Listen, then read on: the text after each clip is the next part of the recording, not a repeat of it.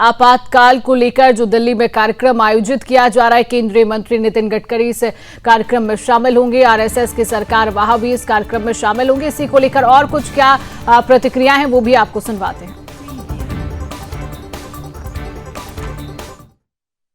आपातकाल कांग्रेस की दमनकारी चक्र था जिसने सारी लोकतांत्रिक परंपराओं को ध्वस्त कर दिया था।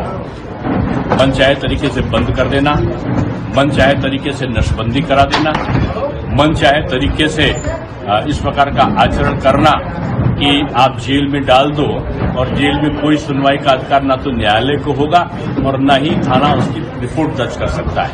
ये भारत में संभव नहीं था। उसको कांग्रेस की दमनकारी सरकार ने 5 साल के संसद का काल जनता ने तय करके दिया, संविधान में दर्ज है। इमरजेंसी में उन्होंने 6 साल का कार्यकाल कर दिया।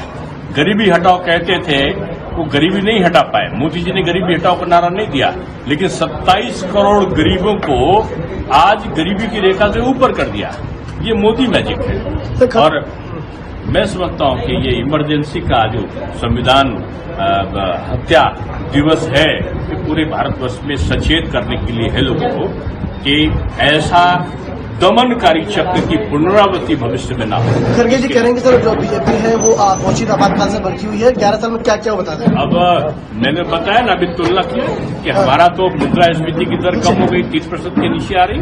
हमारा महंगाई की दर 2.8 है। उस समय उनके 1974 में वो 28 पॉइंट कुछ था। तो मैं समझता हूँ कि कांग्रेस बीजेपी से तुलना नहीं कर सकती। कांग्रेस के लोग आपातकाल के इस धब्बे के कलंक वाले दिन ग्वालियर में धरना देकर के क्या बता रहे हैं? 2 मुद्दे लेके आ रहा है कि हमने संविधान की हत्या की। अरे जो कानून को नहीं माने, संविधान में 75 से ज्यादा संशोधन उनके समय होते हैं और उल्टा बाबा साहब अम्बेडकर को याद करते हुए बात कर रहे हैं। मैं उनको जवाब देना चाहता हूं, बाबा साहब अम्बेडकर को जीते जी जितने त्रास कांग्रेस ने दिए उतनी तकलीफ किसी ने नहीं दी।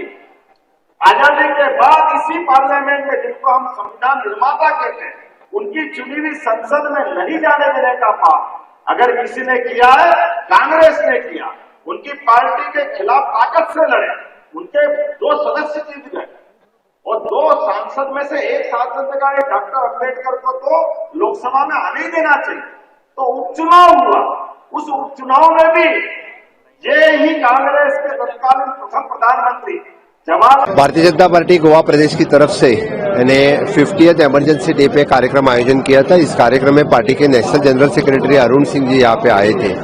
हमने इस कार्यक्रम को संबोधित करते हुए मैं माननीय प्रधानमंत्री नरेंद्र मोदी जी का बहुत बहुत आभार व्यक्त करता हूँ। 25 साल पहले जब इमरजेंसी डे को 25 साल कंप्लीट हो गए थे, तभी भी माननीय प्रधानमंत्री नरेंद्र मोदी जी गोवा में उपस्थित थे और गोवा में इस कार्यक्रम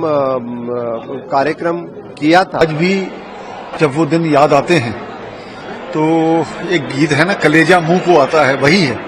इस सत्ता का दुरुपयोग जिस प्रकार से उस वक्त की प्रधानमंत्री इंदिरा गांधी ने किया, उसी का परिणाम था कि पूरे देश में इमरजेंसी लगा दी गई अपनी सत्ता को बचाने के लिए। हालांकि इलाहाबाद हाई कोर्ट द्वारा फैसला उनके खिलाफ आया था, तो पूरे देश को जेल बनाने का जो एक प्रयास किया गया, लेकिन कभी इस प्रकार की जो बातें रहती हैं वो लंबी नहीं चलती हैं। और देश के आम जनमानस ने जिस प्रकार से संघर्ष किया, उसी का परिणाम था कि पुनः सत्ता लौट करके आई। आज जो संविधान का दावा करते हैं तो उनको समझ होनी चाहिए कि उन्होंने किस प्रकार से आपातकाल में संविधान की हत्या की थी।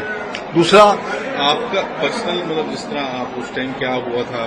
देखिए, मैं एक 9th क्लास का स्टूडेंट था, तो हम इस इमरजेंसी के खिलाफ पोस्टर लगाया करते थे, इस इमरजेंसी के खिलाफ नारे लगाया करते थे और जगह साइक्लोसेल मशीन से पोस्टर छापा करते थे। तो उसके बाद उन्होंने एक रात पकड़ लिया हमें, हमारा एक साथी पकड़ा गया, तो उसके माध्यम